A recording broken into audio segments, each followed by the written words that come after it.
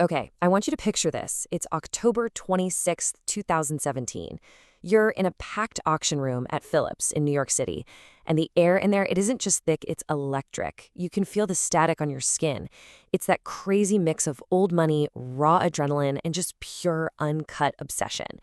Everyone who is anyone in the watch world is in this room sitting on the edge of their seat or they're glued to a screen somewhere on the planet, literally holding their breath. Because what's on the block tonight isn't just a watch. No, it's a myth. It's a ghost story that collectors have been whispering about for 30 years. After 12 solid minutes of the most tense, frantic bidding you've ever seen, a hush finally falls over the room. The auctioneer raises his gavel, gives this one final, gut-wrenching pause, and then you hear it. The crack of wood echoes through the hall. $17,752,500.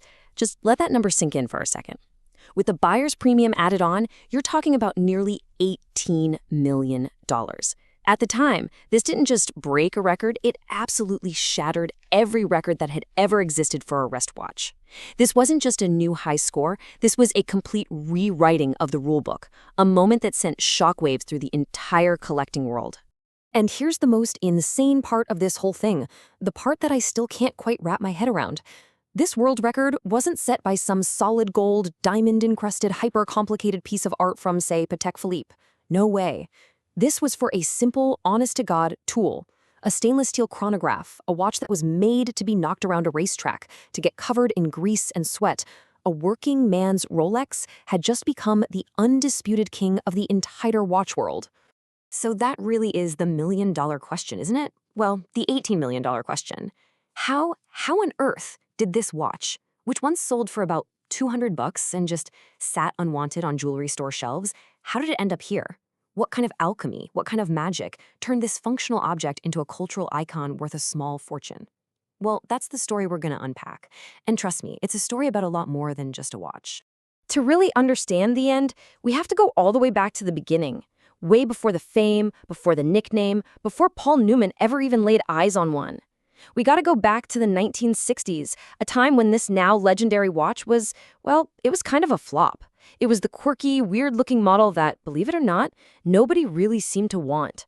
So this is it, the Rolex Cosmograph, reference 6239, which Rolex would later officially name the Daytona.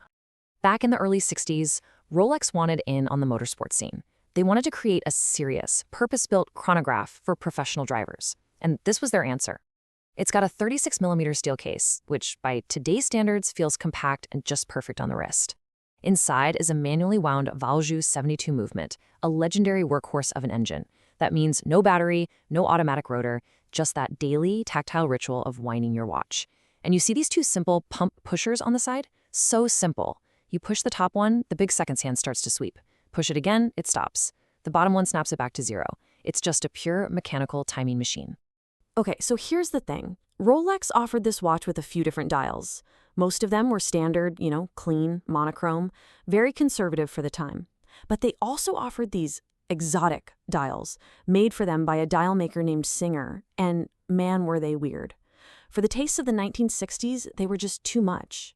Too busy, too graphic, too strange. Dealers actually had trouble selling them. I mean, you can just picture it, right?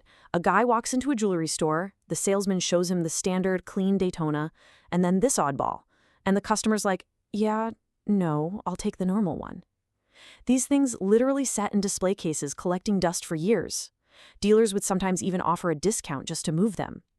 It is almost impossible to believe now, but the very thing that makes this watch a legend is the exact thing that once made it totally undesirable. And what's so great is, when you break it down like this, you can see just how different these exotic dials really were. It wasn't one big change. It was this whole collection of small, quirky details that added up. So look at the numerals inside the little subdials. On a standard Daytona, they're just plain lock numbers. But on the exotic dial, you get this funky, almost whimsical Art Deco style font. The little markers in the subdials, on a standard watch, they're just lines. But on the Newman, they're these little squares on the end of the hash marks, which collectors call lollipops. The subdials themselves aren't plain. They have these crosshairs printed right on them, which gives them this incredible sense of depth. And then there's that outer track for the seconds. It's in a contrasting color, usually red, and it creates this sharp graphic frame that just makes the entire dial pop. It's a masterpiece of graphic design. All right, that brings us to a key piece of collector slang you absolutely have to know, the panda dial. And it's pretty self-explanatory, right? You've got a light-colored main dial, in this case, sort of an off-white or creamy color, with 3 black sub-dials for timing everything. It looks a little bit like a panda's face. It's high contrast, super legible, and just undeniably cool. Paul Newman's personal watch, the one that started it all, was a panda dial, and it's become the most sought-after version of them all. And for what it's worth, you can also have a reverse panda, which is just what it sounds like, a black main dial with light-colored subdials. Okay, if you thought that was getting granular, prepare to go even deeper, because this is where the real obsession kicks in. Just within the world of panda exotic dials, there are these incredibly subtle variations that collectors go nuts for. We call them marks. The Mark I is the earliest one. The dead giveaway is the letter R in Rolex. It's got this short, kind of stubby little leg on it. The text below it is a clean sans serif font. Then you get these super rare transitional versions, the 1.5 and 1.75. But the Mark II is the one you see most often. It's the final form.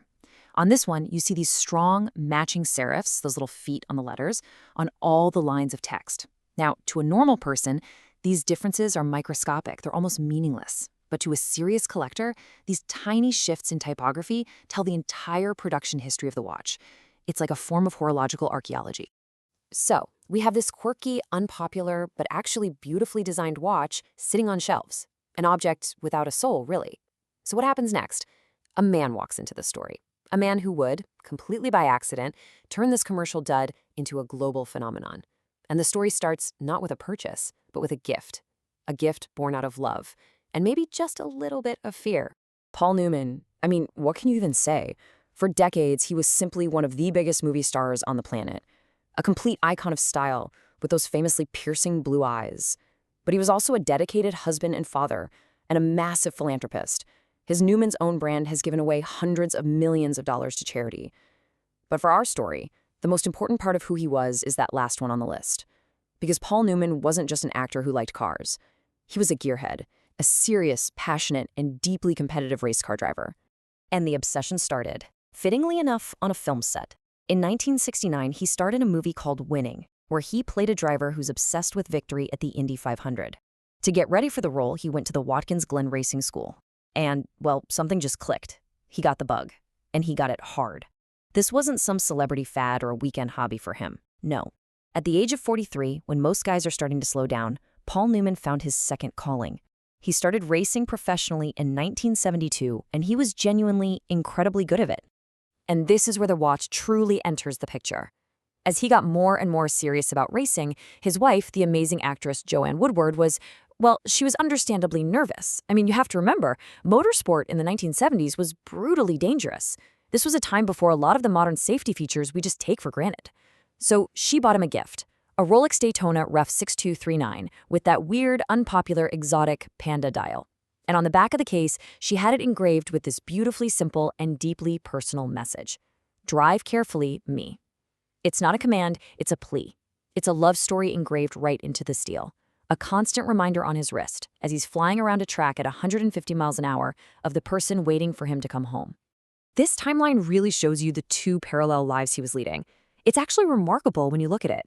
He's one of the biggest movie stars in the world, getting Oscar nominations, and at the exact same time, he's a professional racer, running his own team, Newman Haas Racing. I mean, in 1979, he places second overall at the 24 Hours of Le Mans, one of the most grueling races on the planet. He finally wins his Oscar in '86 for The Color of Money, and he's still racing into his 80s. In fact, he competed in his final race at age 81.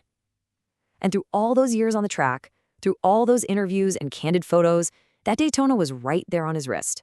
It became a part of his uniform, an extension of who he was. And then, in 1984, the watch it vanishes from the public eye. For decades, the watch world had no idea what happened to it. And the story is just so perfectly Paul Newman. His daughter, Nell, was dating a young college student named James Cox. James was helping Newman fix up a treehouse on his property. One day, Newman asks James for the time. And James says, I don't own a watch. So Newman just unstraps his Daytona, this watch he'd worn for over a decade of racing, and hands it to him. He just says, here's a watch. If you wind it, it tells pretty good time. And that was it. No big ceremony, he just gave it away. At that moment, it was maybe worth a few $100s. He had absolutely no idea that he was handing over what would one day become the most valuable wristwatch in the world. So the watch is gone. It's on the wrist of a college kid, completely out of the spotlight. And this is where the story gets really, really interesting. Because it was in its absence, in the mystery of its disappearance, that the legend of the Paul Newman Daytona was well and truly born. So in the 1980s, the vintage watch market was really starting to catch fire. And the epicenter of that whole world was Italy. Italian collectors, they were the original tastemakers, the trendsetters. They were publishing magazines and holding auctions long before anyone else. And they started noticing all these photos of Paul Newman wearing this specific Daytona with the exotic dial. To differentiate it from the standard, less desirable models, they just started calling it the Paul Newman. And the name stuck. It was the market, the collectors, who created the legend, not Rolex.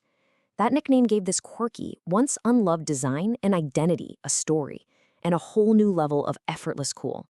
And this chart just visualizes that explosion. It's wild. In 1984, when he gave the watch away, you could buy one for a couple $100. By the early 2000s, as the internet started fueling the collecting boom and forums let enthusiasts share knowledge, a good one was hitting $100,000. A huge jump. And then the 2017 auction. Nearly $18 million. This wasn't just appreciation, this was a total paradigm shift. It proved that the story behind a watch could be worth millions of dollars more than the actual watch itself. So here's the bottom line. The crucial point is this. The value here isn't just in the rarity of the dial or the mechanics of the movement. The value is in the story. It's the perfect storm of provenance. You have the coolest actor of his generation, who also happened to be a legitimate racing hero. You have a gift from his wife, a token of her love and her fear, and you have that incredible inscription. The watch is a tangible piece of that entire narrative. It's not just steel and acrylic. It's a relic of Hollywood royalty, of motorsport grit, and of a truly great American love story.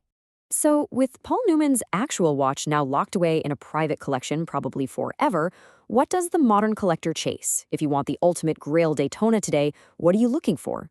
Well, it really comes down to two main references. You've got the original, and you've got its more robust successor. All right, so the choice is between the original and the evolution. On one hand, you have the reference 6239. This is the one, the same model Newman actually wore. It has what we call pump pushers. They're just simple, elegant, non-locking buttons. It's the purest version of the original design. A great example today is going to run you about $250,000. On the other hand, you have the reference 6263. This came a bit later. Rolex added these chunky screw-down pushers which lock into the case and made the watch much more water-resistant, which is why it has oyster on the dial. It also has this sharp black acrylic bezel instead of the steel one. It's a more robust, more modern-feeling watch, and because of that toughness, it's actually more expensive today, often fetching around $400,000, sometimes even more.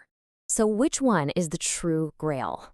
For me, if I had to choose, it's not even a contest. It's got to be the original, the reference 6239. Look, the 6263 is technically a better watch, right? It's more waterproof, it's more durable, it's the logical choice. But there's just a certain charm to the 6239. Those early pump pushers have this vintage, slightly less perfect vibe that I absolutely love. It feels more like the pure 1960s tool watch it was born to be. And you know, it's the one. It's the direct link to the man himself, to that gift from Joanne, to the story that started this whole thing. For me, that direct connection to the history, that's everything. But that's just my take. And listen, there is absolutely no wrong answer here. It's a classic head versus heart debate. Are you the type who goes for the pure, historical original, the author's cut? Or do you want the more technically advanced, more robust evolution, the director's cut? Let me know down in the comments which one you would choose. I'm genuinely curious to see where you all land on this one. From a dusty shelf in a 1960s jewelry store to a record-shattering auction in New York, the journey of the Paul Newman Daytona is one of the greatest stories in the entire watch world. It's a perfect reminder that the objects we value most are the ones with real, human stories attached to them. And if you think this story of an actor's watch is wild, just wait until you hear about the one Steve McQueen practically stapled to his wrist for the film Le Mans. The Hoyer Monaco? Now that is a whole other legend. If you enjoyed this story, subscribe. New watch stories every week. Watch everything. Tick drop.